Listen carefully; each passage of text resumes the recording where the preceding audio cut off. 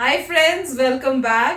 तो फ्रेंड्स, आज जो हम वीडियो देख रहे हैं वो है इंफॉर्मेटिव वीडियो और उसका टाइटल है पृथ्वी की आकृति कैसी है, शेप ऑफ अर्थ। गोल नहीं है। हाँ मतलब इट्स नॉट एग्जैक्टली राउंड मगर ओके, चलो फिर। और उसके बाद उन्होंने लिखा है अंगारा land and Gondwana land, and फिर लिखा है जॉइड शेप ऑफ अर्थ। ओके। तो फ्रेंड्स, चलो डिटेल में अब इनसे पता करते हैं, क्योंकि मेरे को तो यही लगता था कि थोड़ा राउंड शेप की ही है, तो मुझे लग रहा है एग्जैक्ट राउंड एग्जैक्ट नहीं होगी और वो थोड़ा और मतलब क्लियर बताएंगे वो ज्यादा। तो वीडियो देखते हैं और इन्फॉर्मेशन कलेक्ट करते हैं। पर उससे पहले यस, अगर आप इस चैनल पर नए हो और आपने अभी तक सब्सक्राइब नहीं किया है तो सबसे पहले नीचे जो सब्सक्राइब का बटन है उसको क्लिक कर लो, साथ में जो बेल आइकन है उसको भी क्लिक कर लो, ताकि आपको हमारे सारे न्यू वीडियोस जैसे हम अपलोड करें उनका नोटिफिकेशन आपको मिल जाए। एंड यस फ्रेंड्स, वीडियो देखने के बाद अगर पसंद आए तो कर देना लाइक और शेयर करना ये वीडियो अपने फ्रेंड्स और फैमिली के साथ। तो चलो फ्रेंड्स, स्टार्ट करते हैं आज का ये वीडियो। जय हिंद। आप में से बहुत से लोगों को लगता है कि पृथ्वी गोल है। गोल नहीं है। कुछ लोग को लगता है चपटी है। चपटी भी नहीं। कुछ कहते हैं संतरा की तरह है, तो कुछ कहते हैं नारियल, छुहाड़ा, मौसम्मी, ये सब कुछ नहीं है। समझिए पृथ्वी है कैसे। पृथ्वी के बारे में अगर आप समझते हैं तो पहले आप दिमाग लगाइए कि पृथ्वी गोल कैसे हो सकती है। इसी पृथ्वी पे बड़ा बड़ा महासागर है, समुंदर है, धंसा हुआ अंदर है, वो कैसे गोल हो जाएगी। और इसी पृथ्वी के ऊपर बड़े बड़े विशाल पर्वत है, तो गोल कैसे हो सकता है। आपको मेरा चेहरा गोल लगता है। इसमें अगर आप देखेंगे ना, नाक उठा हुआ है, आंख कम धंसा है, मुंह एकदम अंदर तक धंस गया हुआ है, माथा बराबर है, गाल तनी पचका ढचका है, अलग टाइप का है कि नहीं। इधर दाढ़ी है, सवाना घास का मैदान। इसको कैसे आप गोल कह सकते हैं। इसको कभी गोल है। अगर आप पृथ्वी को गोल या फिर नारंगी संतरा कहते हैं, इसका मतलब आपके अंदर सोचने विचारने की क्षमता उतनी नहीं है। समझिए आखिर पृथ्वी है कैसे। इसको समझने के लिए आपको 20 करोड़ साल पहले जाना पड़ेगा। 20 करोड़ साल पहले पृथ्वी जो थी वो इस शेप में थी। बीच में एक बहुत बड़ा सुपर कॉन्टिनेंट, विशाल महाद्वीप था जिसका नाम था पेंजिया। हम सब लोग उसी सुपर कॉन्टिनेंट के हिस्सा थे। एक ही महाद्वीप था, आज की तरह 7 महाद्वीप नहीं थे। और चारों ओर इसमें समुद्र था जिसका नाम था पेंथालासा। सुपर ओशियन का नाम पेंथालासा, सुपर कॉन्टिनेंट का नाम पेंजिया। एक ही महासागर, एक ही महाद्वीप थे। इन्हीं से टूट के कई महासागर बने और कई सारे महाद्वीप बने। वेगनर महोदय ने ही बताया था प्लेटो के मतलब महाद्वीपीय विस्थापन का सिद्धांत, कैसे कैसे ये जो पेंजिया महाद्वीप था ये टूट गया। यहाँ पर धीरे धीरे ये पेंजिया महाद्वीप ऐसे टूटना चालू हुआ, और जब पेंजिया टूटा ना तो इसके ऊपर का एक जो खंड था वो कहलाया लारेशिया और नीचे वाला कहलाया गोंडवाना लैंड। और इन दोनों के बीच एक नए सागर का जन्म हो गया जिसे हम कहते थे तेथिस सागर। ये तेथिस सागर के जगह पे हिमालय खड़ा हो गया। जहां उस समय का सबसे गहरा सागर होता था तेथिस सागर, आज वहां हिमालय खड़ा हो गया।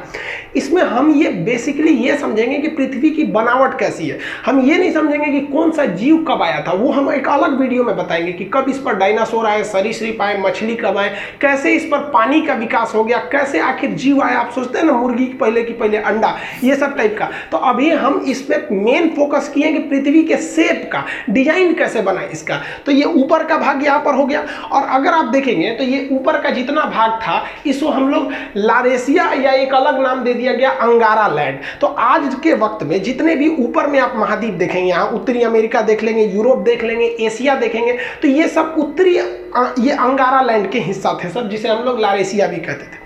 और नीचे वाले जितने द्वीप हैं सब ये यहाँ पे आप देख रहे हैं, अफ्रीका, अंटार्कटिका, ऑस्ट्रेलिया।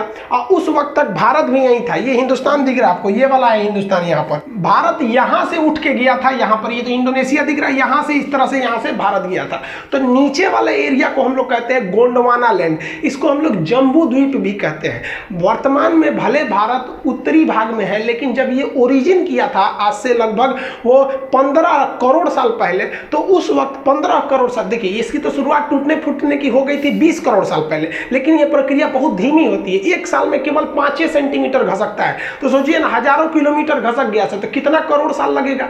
तो ये धीरे धीरे भारत आया था। तो भारत शुरुआत में गोंडवाना लैंड या जम्बू द्वीप का हिस्सा था। कई करोड़ साल बाद धीरे धीरे महाद्वीपों अपने अस्तित्व में आना चालू हो गए सब। अगर आप ध्यान से देखेंगे तो यहाँ पर दक्षिणी अमेरिका बनने लगा है, ये उत्तरी अमेरिका लगभग बन गया, ये यूरोप और एशिया एक ही में थे, और यहाँ अफ्रीका में सटा हुआ था यहाँ पर मेडागास्कर टूट गया, और इससे टूट गया यहाँ से हिंदुस्तान। ये इंडिया जो है, ये इंडिया अब इधर की ओर जाने लगा, जबकि ऊपर में जो चाइना है, रूस वाला भाग है, उसके नीचे अगर देखेंगे तो तेथिस सागर है ये, और ये भारत है। इन दोनों के बीच में आज भले हिमालय है, लेकिन एक समय था जब तेथिस सागर था, और उसके बाद यहाँ से भारत जाना चालू किया। आज से लगभग 7 करोड़ साल, 10 करोड़ साल, ऐसे धीरे धीरे कई करोड़ साल लगा, और उसको जाते जाते यहाँ से धीरे धीरे यहाँ से यहाँ घसका, फिर यहाँ घसका, तेथिस सागर खत्म करके यहाँ घसक गया यहाँ पर, और जाके अभी ये भारत यहाँ पर दिख रहा है। तो ये कभी जम्बू द्वीप और अफ्रीका के पास वहाँ का एरिया का हिस्सा था, और ये जब घसका ना तो आगे वहाँ पर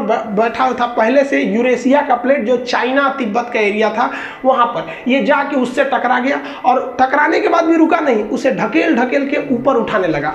ढकेल ढकेल के जब ऊपर उठाया तो ये एरिया उठ गया, और ये विशाल एरिया हाइट पर ऐसे उठ गया यहाँ पर। इसके ऊपर चाइना और तिब्बत का ये एरिया हो गया, ये धीरे धीरे ऊपर जाकर उठ गया। आप अगर यहाँ देखेंगे तो ये इंडियन प्लेट है, ये ढकेल दिया है और खुद नीचे घुस गया है, और ये ढकेलने से यहाँ पे आप देखेंगे तो कई सारे पहाड़ियों का निर्माण हो जाता है। तो इससे इंडियन प्लेट जब उसको ढकेला तो वहाँ एक विशाल पर्वत का निर्माण हो गया। जैसे जैसे अगर आप हाइट पर जाते हैं तो हाइट पर जाने से टेम्परेचर में गिरावट आती है। ये क्यों आती है ये अलग बताएंगे। 165 मीटर की अगर आप ऊंचाई पे चले जाएंगे तो 1 डिग्री सेल्सियस की कमी आ जाएगी। लगभग 1 किलोमीटर की ऊंचाई पे जाएंगे ना तो आप में 5 डिग्री सेल्सियस की कमी आ जाएगी। हिमालय पर्वत लगभग 9000 किलोमीटर है, अगर 9 × 45 देखेंगे तो 45 डिग्री सेंटीग्रेड तो ऐसे ही गिर जाएगा कोई भी चीज हिमालय। इसलिए वहां पर पहाड़ के ऊपर पूरा टेम्परेचर गिरने से बर्फ का अंबार लग गया, पहाड़ों पर पूरा बर्फ लग गया। यहाँ धीरे धीरे इंसान बसना चालू हुआ। करोड़ों वर्ष पहले वो भाषा का आविष्कार किया तो उसने इस पहाड़ का नाम रख दिया बर्फ का घर। जिस तरह से पुस्तक का घर क्या होता है, घर को हिंदी में क्या कहते हैं, आलय, घर को आलय कहा जाता है। अब पुस्तक का घर है तो पुस्तकालय, भोजन का घर है तो भोजनालय। उसी तरह ये बर्फ को हम लोग हिंदी में कहते हैं हिम का घर हो गया तो हो गया हिमालय। तो यहाँ हिमालय का निर्माण हो गया, हिमालय पर्वत का निर्माण यहाँ से हो गया। यहाँ पर ये हो गया पर्वत हिमालय, उस और तिब्बत हो गया। तो ये तो उबड़ खाबड़ आकृति आप देख रहे हैं। अब पृथ्वी सच में कैसे दिखती है वो अगर देखना है तो देखिए ये है आपकी पृथ्वी, ये ओरिजिनल पृथ्वी है। इसको कंप्यूटराइज करके मतलब शेप लिया गया है यहाँ पर।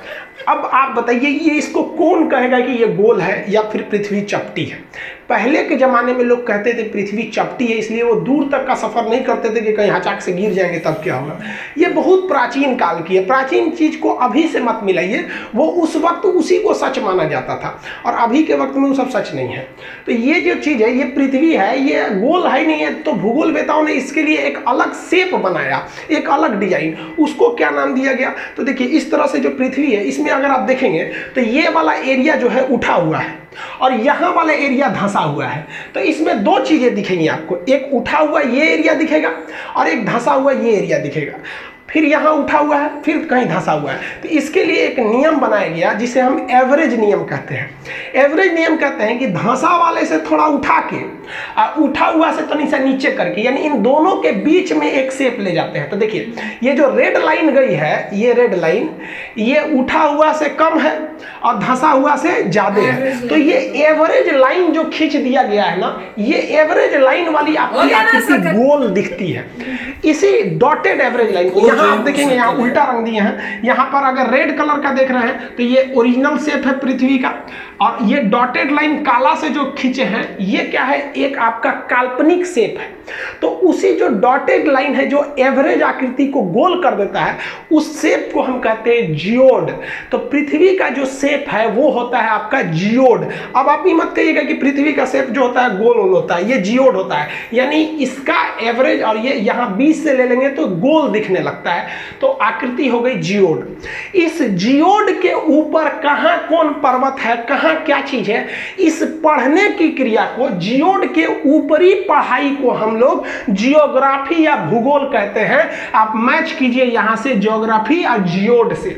लेकिन इसी जियोड शेप को अंदरवा घुस के पढ़िएगा, भोंक भाग के अंदर घुस जाइएगा, बकोट वकोट के अंदर, इसे सूरज ज्वालामुखी कहां से आ रहा है, भूकंप कहां से आ रहा है, इसके अंदरवा घुस जाइएगा ना, तो जियोड के अंदर घुस के अध्ययन को हम लोग जियोलॉजी कहते हैं। भूगर्भ विज्ञान, जियोलॉजी, यानी ज्योग्राफी और जियोलॉजी दोनों जियोड में है। एगो ऊपर पढ़िए, एगो अंदर पढ़िए। जूलॉजी मत सोचिएगा, ये तो जूलॉजी जेड डबल होता है, जियोलॉजी वाला। ये तो डॉक्टर उधर पढ़ता है, इसमें भेड़ बकरी आदमी मानव ये सबको पढ़ा जाता है, बॉटनी में पेड़ पौधा को, तो वो जूलॉजी अलग है, जियोलॉजी होता है। तो पृथ्वी जियोड शेप का है। इस जियोड में आपको भूगर्भ विज्ञान में जूलॉजी पढ़ना होगा, ज्योग्राफी ऊपर ऊपर वाले में। अब ज्योग्राफी में भी कई चीज आ गए, क्लाइमेट के बारे में पढ़ना है, क्लाइमेटोलॉजी, टोपोग्राफी, कई शेप आ जाते हैं, ओशनोग्राफी, इस सब में कई चीजें आ जाती हैं जो आगे दर पर्दा आपको पढ़ते रहना है। तो अब आप समझ गए होंगे कि ये हमारी पृथ्वी है और हम लोग को जो पढ़ाया गया है वो इस तरह से। अब ये 23.5 डिग्री झुकी है, इसका उत्तरी दक्षिणी ध्रुव क्या होता है, इसको समझने के लिए सबसे जरूरी चीज होता है आपको पृथ्वी के अंदर का ग्रिड समझना। ये ग्रिड बने होते हैं दो चीज से, अक्षांश देशांतर यानी लेटीट्यूड और लॉन्गिट्यूड। अगर आपको किसी जगह का लेटीट्यूड बता दिया जाएगा तो आप बता देंगे, कोई भी लेटीट्यूड अगर आप दे दिया जाएगा, बता दीजिएगा कि वहाँ कितनी वर्षा होगी, कितना धूप आएगा, गर्मी का दिन कब आएगा, ठंडी का दिन कब आएगा।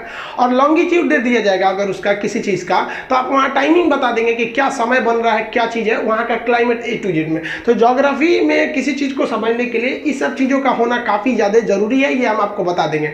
आई होप आप इसको तो समझ गए होंगे कि पृथ्वी गोल है या चपटी है, पृथ्वी जियोड है साइंस के हिसाब से। बाकी आप किसी पुरानी परंपरा को मानते हैं तो आप मानते रहिए, लेकिन ज्योग्राफी यही करता है कि भाई सब पृथ्वी जियोड है, जियोड से बना है ज्योग्राफी। अब एक सूचना आप ध्यान से समझिए, ये चीजें आप समझ गए ना। तो फ्रेंड्स, मैं तो ये वीडियो देख के ही सोच रही थी, काश ऐसा टीचर हमारे टाइम में होते जो ऐसे हंसी मजाक के साथ पढ़ाए तो सब चीजें याद भी रहती। पर मेरे एक दो टीचर ऐसे थे। अब मेरे मैथ के टीचर एक बारी जो थे, जिनका मैं बता रही थी, जिन्होंने मेरे भाई को देख के बोला, अरे तू इसका भाई है, वो इतनी शरीफ थी और तू बिल्कुल निकम्मा निकट्ठू। तो वो काफी अच्छे होते थे, वो भी हमारे को बहुत हंसाते थे। और जो लड़के शरारत करते थे वहीं से दूर से चौक मारते थे, इतना अच्छा उनका एम होता था। और बड़ा मजाकिया किस्म वे से मैथ पढ़ाया करते थे, तो लगता ही नहीं था कि मैथ पढ़ रहे हैं। तो यही वैसे मैं सोच रही थी कि इस टाइप के टीचर्स हो ना तो पढ़ने में मजा भी आता है। और इससे हमें भी सीख मिली कि भाई जो पृथ्वी है वो गोल नहीं है, वो जियोइड है। तो हमें भी ये लर्न हुआ है, पर हमारे दिमाग में तो गोल ही रहेगी, क्योंकि इतना डिसफिगर्ड दिखा रहे थे बेचारी अर्थ को कि मुझे लगा तो अच्छी नहीं लग रही है। पर नहीं, मगर मेरा कॉन्सेप्ट जो है, मेरे ख्याल से साइंस का कॉन्सेप्ट जो है, जियोइड आप कह सकते हैं, मगर जो इमेजिनरी राउंड बनाया है उसका पर्पस था कि उसको आप कहिए सी लेवल के करीब।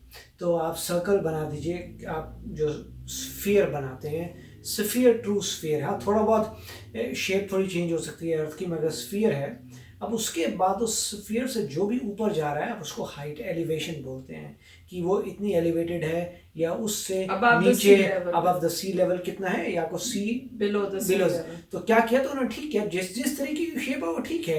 परंतु अगर आप इमेजिनरी सर्कल स्फीयर बनाते हैं, उसके जो भी ऊपर पार्ट जाता है उसे हाइट बोलते हैं कि एलिवेशन है जी, आप सी लेवल से इतने ऊपर हैं। सी लेवल पे आप सोचिए कि सर्कल बना हुआ है, तो इवेंचुअली यही हुआ कि सी लेवल पे आप सर्कल बनाइए, जो सी पे जो उससे नीचे जा रहा है उसका बोलिए डेप्थ है, जो ऊपर जा रहा है उसका बोलिए एलिवेशन है। और अगर उस सारे को इंक्लूड करेंगे, यस ऑफ कोर्स, क्योंकि अगर कोई मतलब बॉल तो नहीं है और तो ऊपर नीचे एलिवेशन है, तो वही मेरे ख्याल से इनका पॉइंट था बताने का कि ईज के लिए उन्होंने कुछ सिखाने के लिए कि ये पहले आप स्फीयर बनाइए, ऑलमोस्ट स्फीयर है, और स्फीयर के ऊपर जो है ऊपर की एलिवेशन है, हिमालयाज हैं जो भी हैं, और नीचे जाइए तो मरियाना ट्रेंच है, और नीचे जा उससे डूंगा मेरे ख्याल से कुछ है नहीं।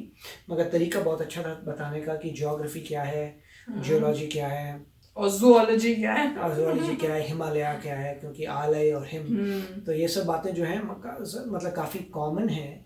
और अगर आपको जब हिमालय बताते हैं तो बताते हैं हिमालय क्यों बोलते हैं, तो मुझे पता नहीं, आप लोग पता नहीं, मुझे नहीं पता, बट मुझे तो पता था बहुत समय से कि हिम का आलय है और हिमालय तो बहुत कॉमन बात अगर बताया हो तुमने ध्यान ही नहीं दिया। हाँ, हो सकता है ध्यान नहीं दिया होगा कि कभी भी देखते हैं कि हिमालय क्यों बोला जाता है। तो मगर इनका काफ़ी अच्छा ये रिफ्रेश कराते हैं, काफ़ी अच्छे तरीके से लॉजिकली बता रहे हैं लैटिट्यूड लॉन्गिट्यूड, और तो काफ़ी अच्छा वीडियो था, वेरी नाइस। यस, बहुत इंफॉर्मेटिव था, सुन के मजा आता है और खुद भी काफी चीजें मुझे तो एटलीस्ट मैं तो लर्न करती हूँ, इससे पता चलता है मैंने स्कूल में ज्यादा टेंशन पे नहीं की होगी तभी ये सब नहीं पता था। कई चीजें ऐसी थी मैंने कहा अरे यार वाह, बहुत ही तो बड़ी कमाल की बात बताई है। तो फ्रेंड्स, आशा करते हैं आपको भी मजा आया होगा ये वीडियो देखने में। चलो चलते हैं, मिलेंगे नेक्स्ट वीडियो में बहुत ही जल्द। Till then take care and bye bye. तो अगर आप मेरे इस चैनल पे नए हो तो जल्दी से सब्सक्राइब के बटन को हिट करो और बेल आइकन को क्लिक करो ताकि आपको मेरा जब नया वीडियो मैं लगाऊं आपको उसके बारे में जल्दी से पता चल जाए।